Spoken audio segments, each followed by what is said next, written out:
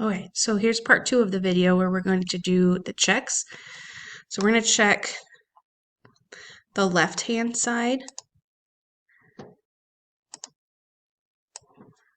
Oops. That was crazy. Oops. All right, so we'll check the left-hand side. So 3 times d minus 8 minus 5. And we said d was negative 8. So I'm going to put a 3 times negative 8 minus 8, and then the minus 5. So we have 3 times negative 16 minus 5.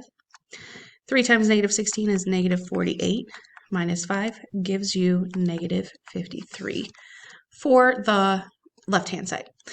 Let's look at the right-hand side.